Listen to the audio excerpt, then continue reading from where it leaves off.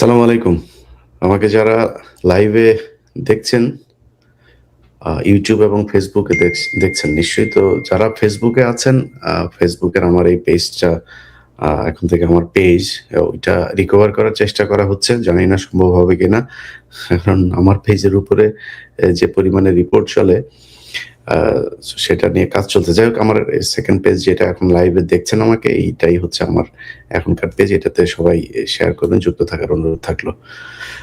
যাই হোক, এখন উম আমার শিরোনাম দেখে নিশ্চয়ই আপনারা অনেকেই হয়তো আ চমকে যেতে পারেন যে, কি হইল? আমি আবার কি বললাম এটাতে, না? দেখেন, এই যে 'প্রথম আলো ডেইলি স্টার' তাদের ভবনে গতকালকে কয়েলের আগুন লেগে তারপরে অগ্নিকাণ্ডের সূচনা হয়। এরপরে যা হয়েছে আপনারা দেখেছেন। তো এই যে কয়েলের আগুনের সূত্রপাত, তারপরে যে পুরো অফিস ভবনটা ভেঙে গেল, এ দায়িত্ব সরকারের। সরকার কেউ গিয়া তারপরে সেটারে নিভাইতে পারল না, ফায়ার সার্ভিস আসলো না। সারারাত ধরে জ্বলল। কোন একটা ফায়ার এমনকি সেনাবাহিনী, বিজিবি, পুলিশের লোকজন সেখানে দাঁড়ানো ছিল। তারাও গিয়া তারপরে আগুন নিভাইল না। এই দায়িত্ব সরকারের। আর কয়েলের আগুন কেন সাবধানে রাখবে না মতি? এটা মতির কাছে জিজ্ঞেস করেন। আমি কিছু ভারতীয় দালালদেরকে দেখছি, পয়সা দিলে ওদের মাদেরকেও লাগাইতে দিবে মানুষ। এমন কিছু দালালেরা আমাদেরকে এখন ইট শেখায়। আরে বাবারে বাবা! বিশাল ব্যাপার। তারা বিরাট আকারের বিরোধী, চেতনা বিরোধী। মানে চেতনাপন্থী। বিরাট আকারে তারা সুশীল। আরে বাবা, কি সুশীল রে ভাই! প্রথম আলো এগুলোর ব্যাপারে মব সৃষ্টি করা হচ্ছে, বিশৃঙ্খলা সৃষ্টি করা হচ্ছে। তোরা একটা সিটিং প্রধানমন্ত্রী, একটা দেশ তো, তাই না? একটা দেশের প্রধানমন্ত্রী না? শেখ হাসিনা তো প্রধানমন্ত্রী ছিল। তো তোরা শেখ হাসিনারে কেন সরাই দিলি? আচ্ছা, শেখ হাসিনা তো এমনি ভেগে গেল, তাই না? শেখ হাসিনা ভেগে যাওয়ার পরে এই গণভবনটা কেন ভাঙতে হইল? গণভবনও নয়, শেখ হাসিনা ওইখানে থাকতো, ভাঙলাম, কোনো সমস্যা নাই। সংসদ ভবনটা কেন ভাঙতে হইল? সংসদ ভবনটা পাকিস্তানিরা তৈরি করে দিয়ে গিয়েছিল গরিব একটা দেশের এই অর্থনীতির মাঝখানেও এত সুন্দর একটা মানে এই কি বলে নকশার একটা ভবন এখানে তৈরি করলো। ভবনটা কেন এইভাবে ভিতরে গিয়ে এইভাবে লুটপাট ভাঙচুর এগুলি করলেন? এই হাদি, এই কয়দিন আগে হাদি কি করেছে মনে আছে আপনার? কয়দিন আগে এই যে ১৩ তারিখে আপনার দিল। আওয়ামী লীগ একটা ওই যে দিল না, কি বলে ওইটা, আ লকডাউন দিল। আওয়ামী লীগের সেই লকডাউনে হাদি তার সাথে ৮-১০ টা পোলাপান নিয়ে লাঠি নিয়ে তারপরে বের হইল। বের হয়ে কি বলল? যে আওয়ামী লীগ খুঁজতেছি। সে ভিডিও দেখেছেন না আপনারা? এটা কি হাদির কাজ? এটা তো হাদির কাজ না। দেশে আইন শৃঙ্খলা বাহিনী আছে। আওয়ামী লীগ যদি কোনো সন্ত্রাসী কার্যকলাপ করে তাহলে হাদির কাছে কেন সেই দায়িত্ব যাবে? হাদি কেন এটা করবে? তার মানে হাদি সন্ত্রাসী ছিল। তাহলে এখন কি হাদির বিচার করবেন? যারা গণভবন ভেঙেছে তাদের বিচার করবেন? সংসদ যারা ভেঙেছে তাদের বিচার করবেন? সমস্যাটা কোথায় হয়েছে আপনাদেরকে বলি এখন। এখানে কিছু সমন্বয়ক ছিল। এমন সমন্বয়ককে চিনি, যার বাপকে চান্দা আব্বাস ডেকে নিয়ে বলেছে, "ভাই, আপনি সরাসরি কেন পোলাপানের কাছ থেকে টাকা চান?" আমার কাছে অডিও আছে। "আপনি পোলাপানের কাছ থেকে সরাসরি কেন টাকা চান? ভাইজান, আপনার যদি কিছু লাগে তাহলে আপনি আমাদেরকে জানায়েন।" মানে চান্দা আব্বাস যেই সিস্টেমে চান্দাবাজি করে ওই সিস্টেমে চাঁদাবাজি। এখন নতুন তো হঠাৎ করে পেয়েছে, ছেলে বিশাল বড় এক সমন্বয়ক, বাপ চান্দাবাজি শুরু করেছে ওপেনে, পোলাপানে ৳৫,০০০ নেয়। ওর কাছে ৳৫,০০০ বিশাল ব্যাপার। এখন তো একেকজন রাজপুত্র, বিশাল রাজার পূর্ব পরম্পরায়, বংশ পরম্পরায় তারা হাজার কোটি টাকা, নবাবী বংশের সব কয়জন সমন্বয়ক। উনারা এখন গিয়া 'প্রথম আলোর' অফিসে যায়া তারপরে আরে বাবারে বাবা! নতুন পাঞ্জাবি পইড়া তারপরে যায়া বয়ান দেয়। এরে বেটা, তোদেরকে বলছিলাম যে ভাই, তোরা এই একটা আন্দোলন করছিলি। এই আন্দোলনে কে কেমনে ঢুকছে? এখানে কারো বিরুদ্ধে অনেক রেকর্ড আছে ভাই। এই ইয়েকে ওবায়দুল কাদেরকে বর্ডারে পাস করে দিয়ে আসার অভিযোগও তো ওনাদের অনেকের বিরুদ্ধে উঠেছে, সেগুলো জবাব পেয়েছি নাকি আমরা? বলে জবাব দেন। ওনারা এখন সুশীল হয়ে তারপরে টাকা পয়সা তো কিছু হয়েছে, 5 জন 6 জন 7 জন এই যে কয়জন এখন আসেন সামনে, ওনারাই খালি জুলাই যোদ্ধা। আর সেই জুলাই যোদ্ধারা কই? আরো অনেক সমন্বয়ককেও তো আমরা দেখেছি যে গোপনে বিভিন্ন জায়গায় বসে জীবনের ঝুঁকি নিয়ে তারা এই ভিডিও বার্তা দিয়েছিল। এই ভিডিও বার্তা আমরা প্রচার করেছি। সেই জুলাই যোদ্ধারা কোথায়? আজকে ঢাকা বিশ্ববিদ্যালয়ে একটা নির্বাচন হয়েছে, সেখানে এনসিপির অবস্থান কোথায়? ছাত্র শক্তি নামে কালকে একটা সংগঠনে দেখলাম, ছাত্র শক্তি তারা করছে, 8-10টা পোলাপান নিয়ে তারা মিছিল করছে ঢাকা বিশ্ববিদ্যালয়ের মতো জায়গায়। কত লোকবল তাদের! তাদের এখন মূল টার্গেট হয়েছে 10টা বিএনপির সাথে দামাদামি হচ্ছে, জামাতের সাথে দামাদামি হচ্ছে, 10টা মনোনয়ন তারা চায়। এই 10টা মনোনয়ন নিয়ে তারপরে যদি 7-8টা বা 5টা যদি এমপি হইতে পারেন, এইটাই ওনাদের মূল টার্গেট। এই টার্গেট নিয়ে ওনারা এখন সংসদে যাবেন।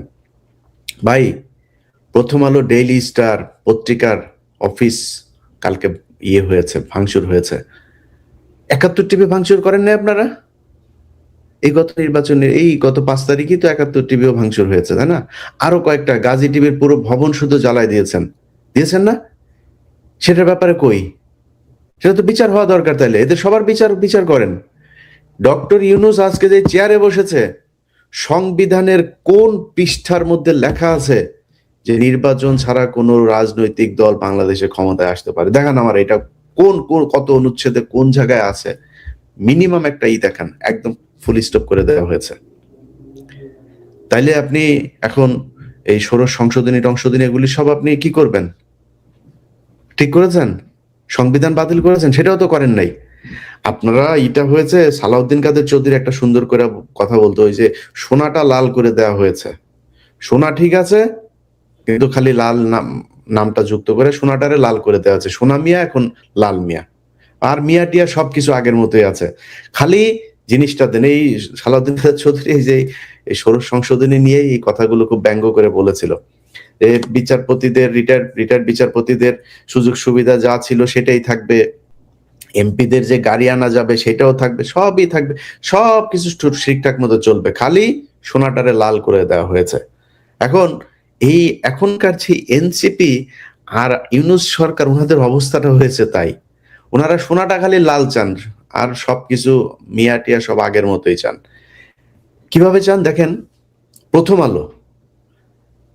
আলো তারেক রহমানকে বানিয়েছে খাম্বা তারেক, কোকোকে বানিয়েছে দুর্নীতিবাজ, ড্রাগ এডিক্টেড এই কোকো, তার মাকে বানিয়েছে জঙ্গিদের নেত্রী। একদম স্পষ্ট। আপনারা আমার যে পেজে এখন দেখছেন, আমার যে পেজটাতে এখন লাইভটা দেখছেন, এই পেজের 1-2টা পোস্ট পেছনে যান, দেখেন আমি সবগুলো আমি খুঁজে প্রথম আলো যে কটা পেয়েছি সবকটা আপনাদেরকে দিয়েছি। সেখানে স্পষ্টভাবে বলছে তারেক রহমান, তারপরে বাবর, হারিস সহ 4 জনের নাম দিয়েছে, এরা নাকি মহা দুর্নীতিবাজ। তেল চুপচুপে তারেক রহমান কার্টুন এঁকেছে আলপিনে, আমি দিয়েছি আমার এই ফেসবুকের ওই পোস্ট দেখেন। দিস ইজ প্রথম আলো। যদি আপনি মনে করেন, মানে আপনি কোন পয়েন্টে আসবেন ভাই বলেন? কারণ আপনি এটারে যদি বলেন মব, তাহলে 71 টিভিতে যে হামলা হইলো, গাজী টিভিতে হামলা হইলো, এর আগে সময় টিভিতেও হালকা পাতলা হামলা হয়েছে, তাহলে ওগুলি এর আগে বসুন্ধরার ভেতরে যায়, তারপরে বসুন্ধরা গ্রুপের মিডিয়াতে ওইখানে কেউ হামলা হয়েছিল, তাহলে সেগুলি বিচার করেন। আর যদি না মনে করেন যে না আমরা একটা বিপ্লবী সরকার, আমরা একটা বিশেষ পদ্ধতিতে আমরা এসেছি, তো বিশেষ পদ্ধতিতে যদি এসে থাকেন, তাহলে বিশেষ পদ্ধতিতে যাদের রক্তের বিনিময়ে আসলেন তাদের বিচার করবেন না? তাদের হত্যার বিচার হবে না এই দেশে? সময় টেলিভিশনে মানুষ আজকে কেন রাস্তায় নামে? কারণ আপনাদের যেই কারণে মানুষ আপনাদের বসিয়েছিল, কোনোটাই মানুষ পায় নাই, কোনো মানুষ পায় নাই। আজকে হাদি মারা যাওয়ার পরে স্বরাষ্ট্র উপদেষ্টা, পুলিশের উনি বিশেষ প্রতিনিধি, আইজিপির উপরে ক্ষমতা আপনার খোদা বক্স, এই খোদা বাক্স বউ পোলাপাইন শালা টালা দিয়া টাকা কামাইতেছে। স্বরাষ্ট্র উপদেষ্টা, আত্মীয় স্বজন সব যা আছে। কালকে প্রথম আলোতে গিয়েছে পুলিশের আইজিপি কেন গিয়েছে জানেন? পুলিশের আইজিপি গিয়েছে হলো, পুলিশের আইজিপির বউ আমারে গত 1 বছর আগে ফোন করলো। সে 1 বছর আগে ফোন করেছিল, ওই যে চান্দাবাজ দুইটা আছে না, সাকিব চান্দাবাজ আর ওই যে নাগরিকের টিটো চান্দাবাজ, এই 2 চান্দাবাজ মিলে এক পোস্ট করে ওর কাছে টাকা চাইছে। তো টাকা চাইছে, আর পুলিশের আইজিপি বউ আমারে ফোন দিছে, ইলিয়াস ভাই আপনি আপনার জায়গা থেকে একটু আমারে নিয়ে একটু লাইভে আসেন, ওরা তো উল্টাপাল্টা কথা। আমি বলি কি লিখছে, ওরা লিখলে তো সমস্যা কি? কয় ভাই দেখেন, এই আমার তো বিয়ে হয়েছিল আপনার ভাইয়ের সাথে, আমি তখন আসলেই পুলিশের এএসআই ছিলাম, আমাদের ওই এই হাসপাতালের ভেতরে একটা ইয়ের ভেতরে আমরা ছিলাম, ওইখানে আমাদেরকে ধরে ফেলেছিল, ধরার পরে আমরা বিয়ে করেছি, বাট আমরা দুইজন দুইজনকে ভালোবাসতাম। এখন এইটা তো ভাই এখন যদি সামনে আসে তাহলে তো মান সম্মানের ব্যাপার। তো এই নাগরিক ফেসবুক পেজের এই 2 চাঁদাবাজরা যদি তারা এত ভয় পায়, তাহলে প্রথম আলোর কি পরিমাণে ভয় পায়? প্রথম আলো বাধ্য করে যায়, বেটা এখানে আয়, এসে অফিস ভ্রমণ করে যা, কয়েকটা মিডিয়াতে নিউজ টিউজ করায়। তারা করছে এইভাবে, তাদেরকে জিম্মি করে তারপরে নিউজ করাচ্ছে।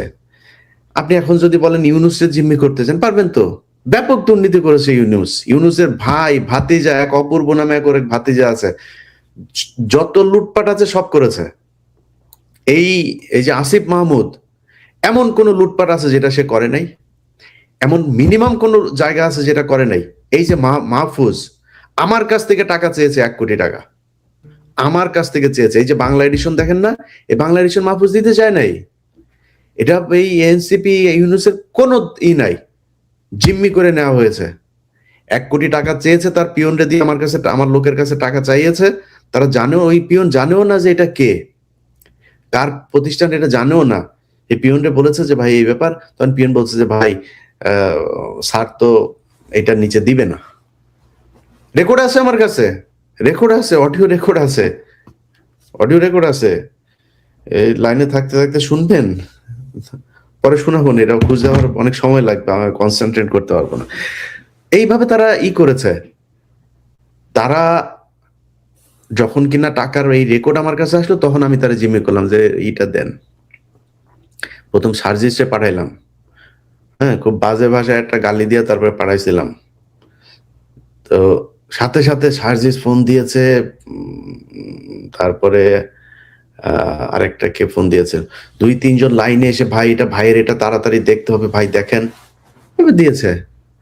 চোরের বাচ্চারা সব কটা চুরি করেছে, চুরি করে টাকা পয়সা কামায়া এখন ওনারা ওই যে পিছনে এই যে এতগুলি পোলাপান যে আপনার জীবন দিল, এই পরিবার, আহতের পরিবার, কারোর কোনো খোঁজ নাই। ওই কয়দিন আগে তারা করেছে, আপনার এই যে মনোনয়ন করেছে, ফর্ম বিক্রি করেছে, এক একজনের কাছ থেকে 10,000 করে টাকা, বিশাল এক বাণিজ্য। ওই রিক্সাওয়ালা ছেলেটা আমার কাছে কান্নাকাটি করে প্রতিদিন, ভাই ওরা তো ভাই ধান্দাবাজি করতেছে ভাই, এই এত টাকা পয়সা আমাদের কাছ থেকে নিচ্ছে। আমি মনে করছি যে এই পোলাটার বোধহয় ওরা মনোনয়ন দিবে, মনে হয় যেখানেই দেখ এক জায়গায় দিবে। সে ছেলেটাকে দেয় নাই তো, তুই আগে জানিস না? ওরে যে দিবি না, ও রিক্সা চালক দেখে ও পাপি। তোরা সব শিক্ষিত, এই কারণে এখন তোদের টাকা টাকা পয়সা টয়সা আছে, নতুন নতুন পাঞ্জাবি, দামি দামি ব্র্যান্ডের জুতা টুতা ঘড়ি টড়ি ইয়েতে আছে, বিদেশে টাকা পয়সা হয়েছে, তোরা বিশাল আকারে কিছু একটা। তো ও টাকাটা নিলি কেন? ও টাকাটা কিসের জন্য নিলি? ও টাকাটা ফেরত দিয়ে দিবি। নাহলে কিন্তু রিক্সাওয়ালারা আমি কিন্তু লাইভে নিয়ে আসবো, টাকা ফেরত দিয়ে দিবি আরামসে। তো আমি আমি এদেরকে না কিচ্ছু বলি নাই এতদিন ধরে। আমি এদেরকে বলেছি যে ভাই আপনারা জুলাই যোদ্ধা ছিলেন, আপনাদেরকে সম্মান করি ভাই, কিছু কিছু জায়গায় একটু থেকেন। আরে ভাই তুই প্রথম আলোরে নিয়ে যখন কথা বলবি, প্রথম আলোর পক্ষে, প্রথম আলোর অফিসে গিয়া যখন ভাষণ দিবি, তুই আমার চ্যাটের বাল। এর আগে একবার আসিফরে মাফ করছি, আসিফ মাপ চাইছে যে ভাই এরকম আর জীবনে কোনোদিন হবে না, আমরা আর কখনোই এই ওইখানে যাব না। আসিফ নজরুল আমাকে নিয়ে গিয়েছিল, ব্যাস, এটা বলে মাফ করে দিলাম। আবার সে কালকে আবার ফের সে একই কাজ করেছে। তো তোদের মাফ করে দিব এখন? এখন মাফ করে দিব? তো প্রথম আলোর বিষয়টা বলে আপনাদেরকে শেষ করি, সেটা হলো 21শে আগস্টের গ্রেনেড হামলা। এই প্রথম আলো নিউজ করেছে। আমার যে ফেসবুক পেজে লাইভ চলছে সেখানে যান, গিয়া দেখেন, সেই সেই আছে সেই লাইভে, সেই ইয়েতে তারা কি বলেছে যে খালেদা ছিল। আপনাদেরকে কিছু দেখায় এক এক করে, হ্যাঁ? আচ্ছা, এটার পড়েন, শিরোনামটা পড়েন। তাজউদ্দিনকে পাকিস্তানে পাঠায় ডিজিএফআই, জানতেন খালেদা। প্রথম আলোর নিউজ। আচ্ছা,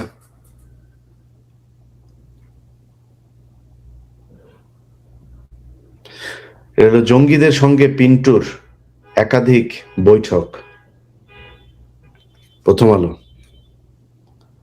এই 21শে আগস্টের গ্রেনেড হামলায় এই যে আপনার আমার যে অনুসন্ধান যেটা দেখিয়েছিলাম, এটা আপনারা একটু দেখেন, আমি কালকে আবার ওই ভিডিওটা আপলোড দিতে পারি। তো ওইখানে ওরা প্রথম আলো কিভাবে জজ মিয়া নাটক সাজিয়ে সেই নাটক বিএনপির উপর চাপিয়ে দিয়েছে যে বিএনপি জজ মিয়া নাটক সাজিয়েছে। আমরা সেই জজ মিয়ার বক্তব্য নিয়েছি। জজ মিয়া বলেছে যে প্রথম আলো তাদেরকে 2 লাখ টাকা দিয়েছে। সেই নিউজ ঘুরিয়ে দিয়ে তারপরে তারেক রহমান, বাবর সহ তাদেরকে নতুন করে সেই মামলায় আনা হয়। সেই মামলাতে তারেক, বাবর সহ 30 নতুন আসামি, এবং 5 তারিখের পরেও বাবর জেলে ছিল। ডিজিএফ এর মহাপরিচালক, এনএসআই মহাপরিচালক আব্দুর রহিম সাহেব, তাকে মেরে ফেলা হয়েছে এই চিকিৎসা করাতে নিয়ে। এগুলো এই এর সময়। বাবর আসামি হচ্ছেন সন্দেহে তারেক। মানে যত ধরনের শয়তানি আছে সব কিছুতে। এই যে হামলার আগে বৈঠক হয় পিন্টুর বাসায়। পিন্টু চিনেন তো, বিএনপির সাবেক মন্ত্রী। আচ্ছা, তারেক বাবরের বিরুদ্ধে 21 কোটি টাকা ঘুষ মামলার অভিযোগ। আচ্ছা, তারপর দেখেন, তারেক, বাবর, হারিস ও মামুন বিএনপির 4 মহা দুর্নীতিবাজ। এটা নাকি ফালু নাকি বলছে। আচ্ছা দেখেন, পাকিস্তান, কুয়েত ও সৌদি 300 কোটি টাকা দিয়েছিল বিএনপিকে এই জঙ্গিবাদ সাজানোর জন্য। খালেদার সম্মতিতে বসুন্ধরার কাছে 100 কোটি টাকা চেয়েছিলেন তারেক। টাকা ফেরত দে, টাকা ফেরত দে। এই যে টাকা আছে এই পাকিস্তানের কাছ থেকে নিয়েছি জঙ্গিরা, তারপরে ইয়ের কাছ থেকে বসুন্ধরার কাছে টাকা ফেরত দে আগে। ধাপ করে যায় প্রথম আলোর অফিসে গিয়া বিবৃতি দিয়া দেন আপনারা, তাইলে সেগুলির হিসাব দেন। একটা পত্রিকার অফিস, এক তো আপনারা আগে ভেঙেছেনই, এখনকার কথা যদি বলি, একটা পত্রিকার অফিস বড় নাকি 500 মানুষের জীবনের দাম বড়? আমারে বুঝান, কোনটা বড় আমারে বলেন। পত্রিকা অফিসের এই এই এই প্রথম আলোতে এই যে মতি, টিপু সুলতান, মহিউদ্দিন, এরকম কয়েকজন আছে, এরা সরাসরি রয়ের সাথে মিলে যাদেরকে গুম করা হইতো তাদের কাছে যাইতো। তাদের গোপন জায়গায়, যেখানে অজ্ঞাত জায়গায় কেউ জানে না, তাদেরকে তখন অ্যারেস্টও দেখানো হয় নাই। অ্যারেস্ট ধরে নিয়ে যাওয়ার 6 মাস পরে গোপন কোনো জায়গায়, কোন জায়গায় সেটা তারাও জানে না এখনো, সেইখানে ভারতীয় রয়ের স্টেশন ম্যানেজার থাকতেন, ইন্ডিয়ান হাই কমিশনের অফিসের লোক থাকতেন, সন্তোষ শর্মা থাকতেন, মতি থাকতেন। মতির অফিস থেকে ভিডিও কনফারেন্সে তাদের সাথে যুক্ত করা হইতো। টিপু সুলতান নিজে থাকতেন, মহিউদ্দিন থাকতেন। মিথ্যা কথা বানায় মেজর জিয়াকে করা হয়েছে না? এই কাজগুলো তারা করে তারপরে মানুষকে হত্যা করেছে। 21শে আগস্টের ঘটনার পর কয়জন মানুষকে, এই যে মুফতি হান্নান, একটা নিরীহ নিষ্পাপ একটা মানুষ, মানুষের ফাঁসি দেওয়া হয়েছিস তোরা। এই প্রথম আলোর কারণে তাদের বিচার হবে না, বিচারের ঊর্ধ্বে তাদের বিচার হইতে দেওয়া যাবে না। যাদেরকে সুন্দর সুন্দর জুতা জামা দিয়া তারপরে নবাবের নাতি টাতি বানানো হয়েছে, তাদের সমস্যা নাই, এই দেশের মানুষের সমস্যা আছে প্রথম আলোতে। আপনাদের কাছে অনুরোধ থাকবে, প্রথম আলোর প্রকাশনা আবার যদি শুরু হয়ও, প্রথম আলো পত্রিকা এই কয়দিনের ভেতরে যে ব্রেকডাউন হবে, এর মধ্যে আপনারা নতুন পত্রিকা নেবেন। আমার দেশ নেন, অনেক পত্রিকা আছে, প্রথম আলো নেবেন না। প্রথম আলো পত্রিকা থেকে বের হয়ে আসবেন। প্রথম আলো সহ এই বিপ্লব যেই কারণে হয়েছিল, আজকে মানুষে আপনারা মাঠে নামলে বলেন মব, যে মানুষগুলো মারা গিয়েছে 24 সালে, এই মানুষগুলো মারা যায় নাই? মিথ্যা কথা নাকি এটা? মামলার আসামিরা বাইরে ঘুরে কেন? পেট ভরে গিয়েছে, এই জন্য এটা নিয়ে আর এখন কথা বলতে মনে চায় না? পেট ভরে গিয়েছে। ভাই তোমরা কি, তোমরা এই যে এনসিপির কয়েকজন যে ফাল পারতেছো, তোমরা কি ডা ভাই এই দেশের? কি তোমরা কি আমারে বলো? জুলাইতে তোমরা বিশাল আকারের একটা হাইপ, এই দেশের মানুষ তোমাদেরকে ভালোবাসছে, তোমাদেরকে বিশ্বাস করেছে, তোমাদের সেটায় লাথি দিয়া রাস্তা নামাই দিচ্ছে। এখন ডাক দাও, আমি 5,000 মানুষ দেখতে চাই। ধান্দাবাজি আজকে থেকে শুরু হয়নি, কিচ্ছু বলি নেই। আসিফ ধান্দাবাজি করে, নাহিদ ইয়েতে থাকতে ধান্দাবাজি করেছে, মাহফুজের ভাই এখন প্রায় 3-4 হাজার কোটি টাকার মালিক। আমি মাহফুজে জিজ্ঞেস করছিলাম, আচ্ছা ভাই আপনার ভাই এরকম করে কেন? কয় ভাই আমি বলে দিয়েছি যে আমার ভাইয়ের সাথে যেন আর কেউ যোগাযোগ না করেন। জিজ্ঞেস করেন, ওরা জিজ্ঞেস করেন এই কথা হয়েছে কেন। উনি করেন না, ওনার ভাই করেন, উনি কিছু বুঝেন না। সবকটা দুর্নীতিবাজ, সবকটা দুর্নীতি করে গিয়েছেন। দুর্নীতি করে তারপরে তারা এখন একটা সুশীল হয়ে একটি এমপি হইতে চান। ওটা আমি ওরা জিজ্ঞেস করলাম যে এই যে যেদিন বাংলা এডিশনের উদ্বোধন, সেদিন এই হাসনাত সার্জিস, ওদেরকে কিন্তু আমি বিশাল সম্মান দিয়েছি ভাই। ওরা বিএনপির এত বড় বড় নেতারা, আমির খসরু ভাই, তারপরে অনেক বড় বড় নেতারা গিয়েছেন। জামাতের প্রায় পুরো টিম, জামাত মানে ওই দিন আমি তো আসলে এখানে থেকে অ্যারেঞ্জমেন্ট করতে পারিনি, জামাতকে একটা অপমান করা হয়েছে সেদিন। আমিও জামাতের এই ভাইটাই সবাই গিয়েছিল, মানে জামাতের খালি আমির, নায়েবে আমির বাদে সবাই গিয়েছিল সেদিন। লোকগুলো ঠিক মতো আমি আপ্যায়নও করতে পারি না, এই এদের চোদনে। জুলাই যোদ্ধার বাবা এই সে, এদেরকে দিয়েই আমরা উদ্বোধন করিয়েছি। ওই দিন এই হাসনাত সার্জিস এদেরও আসার কথা ছিল, আসিফ আগের দিনও বলেছে আসবে, মাহফুজ দেখবে, আসে নাই পরে যদিও। যাই হোক, তো তারা আসার কথা বলে পরে আর আসলো না, মারামারি হইলো গোপালগঞ্জে। তা আমি প্রোগ্রাম বাদ দিয়ে যখন শুনলাম ওইখানে হামলা হয়েছে, আমি বললাম যে ভাই কি সমস্যা, ওইখানে কি হয়েছে? বললাম তো আপনারা লোকজন নিয়ে যাবেন, আপনারা ব্যাকআপ নিয়ে যান নাই? লোকজন কোথায়? কয় ভাই লোকজন তো আমরা আনতে পারিনি, আমাদের ফান্ডের সমস্যা। ফান্ড কেন? তার 1 সপ্তাহ আগে কথা হয়েছে আমার সাথে, এই আসিফ আর মাহফুজ টাকা কামাবে, সেই টাকা ওরা নাকি নির্বাচন করতে খরচে লাগবে। সার্জিসের মুখের ভাষায় এটা খরচের টাকা, ভাই খরচের টাকাটা দরকার আছে, ওরা দেওয়ার কথা ছিল, 1 টাকাও দেয়নি। এখন আসিফ নাকি বলছে যে আমার টাকা পয়সা শেষ। এই হচ্ছে তারা চাঁদাবাজ ভাই।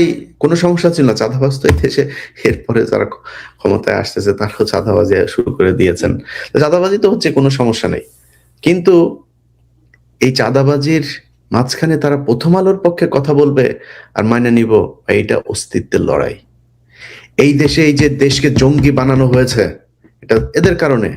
ভুলে যাও মাদ্রাসার স্টুডেন্টদের কথা, আলেমদের কথা ভুলে যাও। এরা নেমে এসেছিল সেদিন, সবচাইতে বেশি মানুষ এই যাত্রাবাড়িতে মারা গেছে। কারা তারা?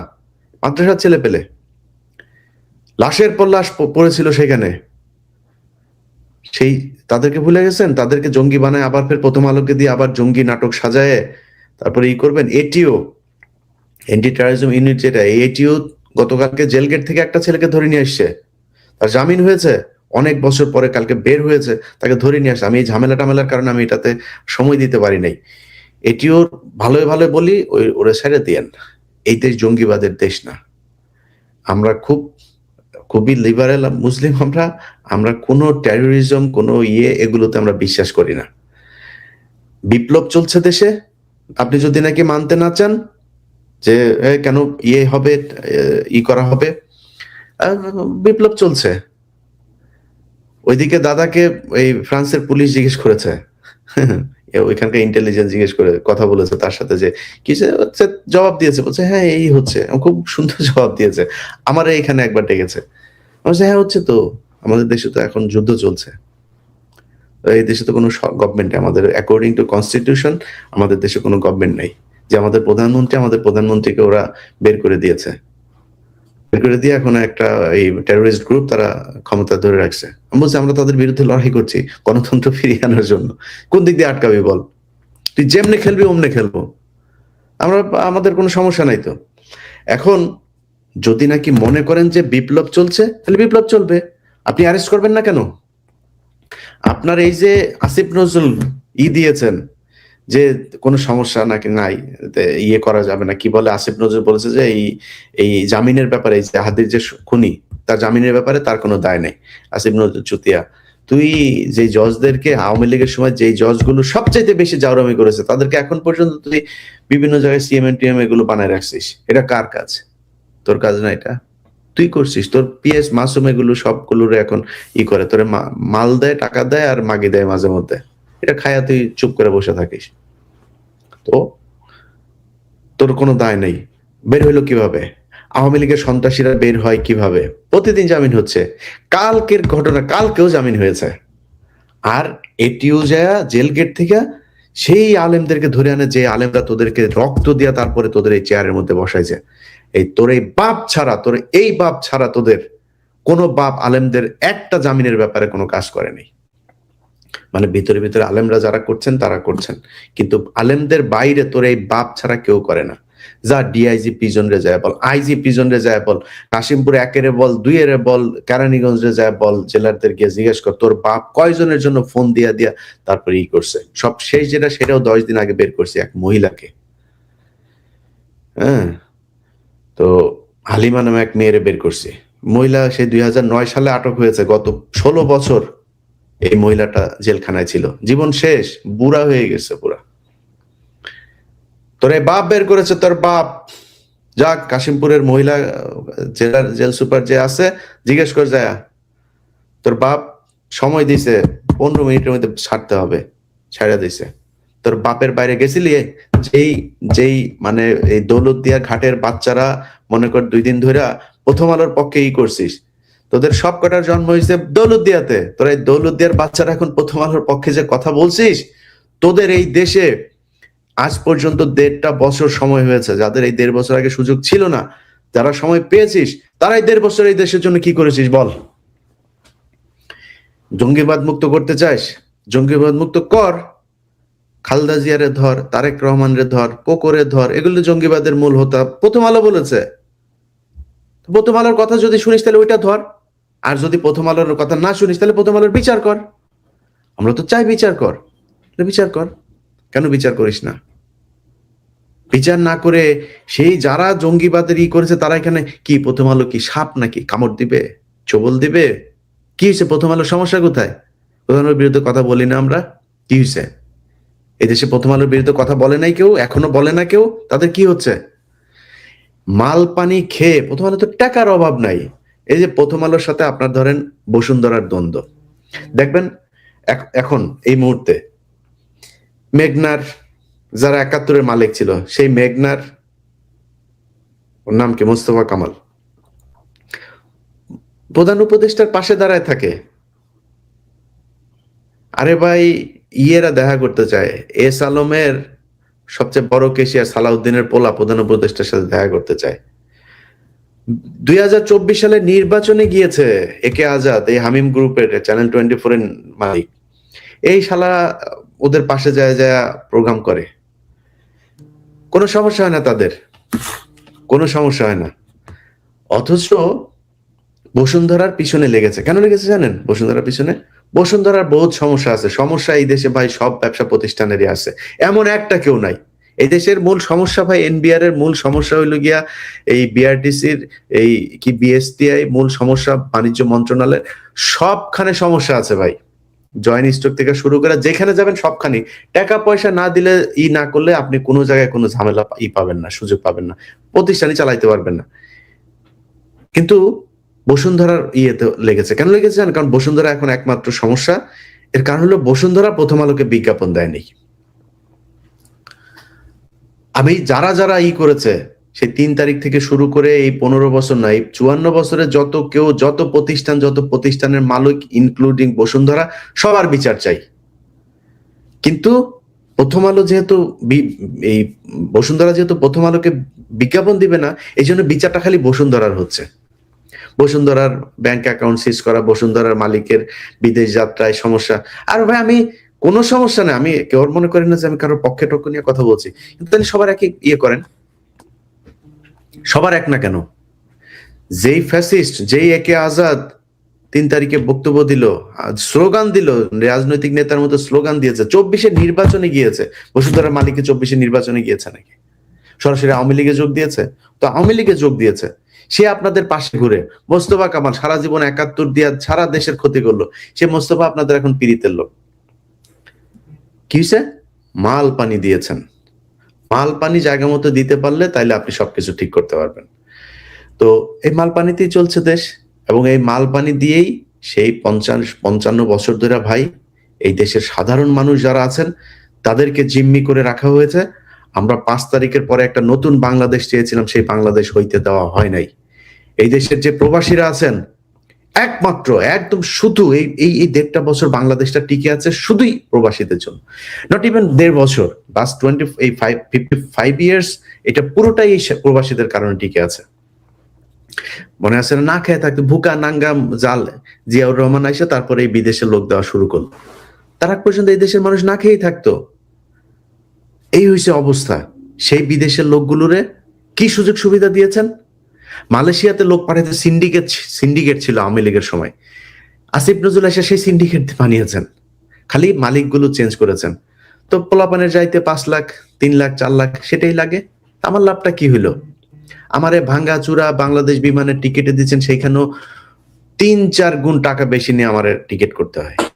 এমন এমন জায়গায় অন্য এয়ারলাইন্সের ইও নাই, ফ্লাইটও নাই, মানুষ বাধ্য হয়ে যাইতে হয়। এগুলো করে রেখেছেন আপনারা। দালালি, পাসপোর্ট অফিস, ঢাকা মেডিকেল, চিকিৎসা খাত, কোন জায়গায় আমারে বলেন একটা জায়গায় ঠিক হয়েছে? কিন্তু বিপ্লবীরা চুপ হয়ে গেলেন, চুচিল হয়ে গেলেন। ওনারা এখন সুন্দরভাবে দেশে এই পরিস্থিতি কোনো কিছু যেন সমস্যা না হয়, চোর বাটপারদের নিয়ে ওনারা সংসার করবেন, একটু সংসদ সদস্য হবেন, একটা বুলেট প্রুফ গাড়ি টাড়ি নিয়ে তারপরে ওনারা ঘুরতে টুরতে চান। এইটাই ওনাদের মূল টার্গেট। তো এই টার্গেট নিয়ে যদি নাকি আপনারা তাদের পেছনে থাকবেন, আর যদি না থাকেন তাহলে আগামীকালকে হাদির লাশ দাফনের আগে এই ৫ তারিখের মানুষের যে রক্ত দিয়েছিল, সেই রক্ত যেই কারণে দিয়েছিল সেগুলো পূরণ করতে হবে। ১ নাম্বার হচ্ছে হাদির লাশ শাহবাগ চত্বরের আশপাশেই, সেটা হোক জাদুঘরের সামনে, কবি নজরুল ইসলামের কবরের সামনে, অথবা সোহরাওয়ার্দী উদ্যান, এক জায়গায় দাফন হইতে হবে। এই শাহবাগ চত্বরের নাম এখন থেকে হবে হাদি চত্বর। বঙ্গবন্ধু অ্যাভিনিউ নাম যেটা আছে ওটারে বঙ্গবন্ধু অ্যাভিনিউ করবেন। এই যে পাশে Bangabandhu medical college, Sheikh Mujib medical college বিশ্ববিদ্যালয়, এটার নাম হাদি মেডিকেল কলেজ করতে হবে, মেডিকেল বিশ্ববিদ্যালয় করতে হবে। এইভাবে যা যা আছে সব কালকের মধ্যে শেষ করতে হবে। সো এগুলো করে তারপরে হাদির লাশ দাফন দিতে হবে। তার আগে হাদির লাশ দাফন করা যাবে না। এই মন মানসিকতা নিয়ে বাংলাদেশের সারা দেশের মানুষের কাছে উদাত্ত আহ্বান থাকলো, কালকে